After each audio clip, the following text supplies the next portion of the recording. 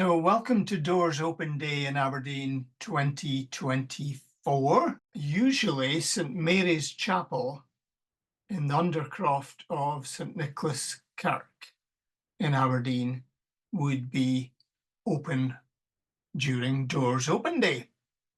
However, this year there's been some refurbishment work going on, and in the words of the Charlie Rich song, who knows what goes on behind closed doors at St Mary's Chapel. Refurbishment has been possible thanks to a grant from the Aberdeen City Council. So let's see what's been going on. So first of all, we had to protect the Rutherford desk and the floors of this 15th century chapel, which used to be a standalone building until it was then used as the basement level for the extended church. The work on St Nicholas Kirk was started in the late 1400s, and Bishop Elphinson was there to dedicate the opening of the church to its current size. So there's quite a lot of heritage in there.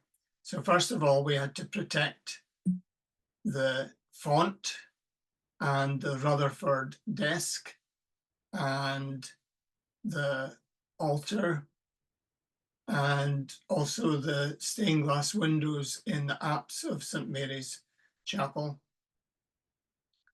And then the workmen commenced proceedings under the watchful eye of archaeologists, because we were looking for a mermaid's tail in one corner of the building, and we were also looking to see if there was something underneath the existing plaster that maybe depicted Adam, because we had seldom seen carving of Eve on the other side of the arch.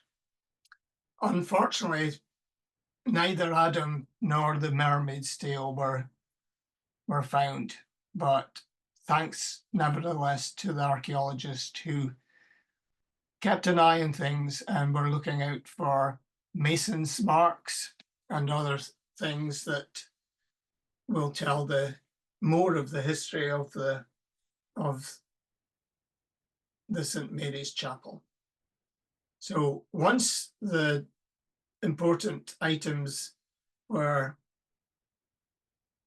covered up to protect them, the workmen started on the removal of the gypsum plaster that had been used, I think, in the 1970s, which wasn't really good for the fabric of the building. So over a course of weeks, and with the craftsmen working overhead, quite aching work for their neck and shoulders, the old gypsum plaster was removed, and then the joints of the stone vaulting were raked out, and then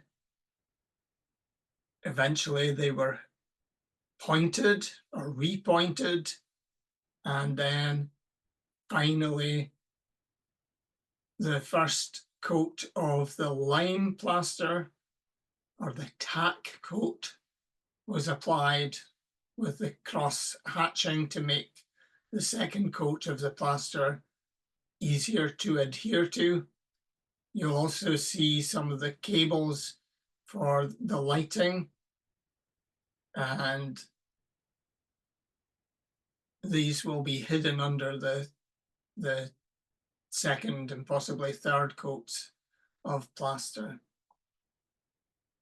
So in this photo, you can see the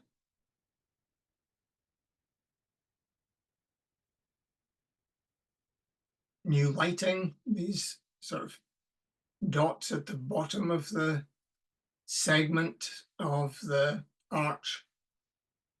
And I'm told that the lights have been tested and it's quite spectacular and illuminating, the effect that they have. So that's just a short snippet of what's going on behind closed doors, and the OpenSpace Trust will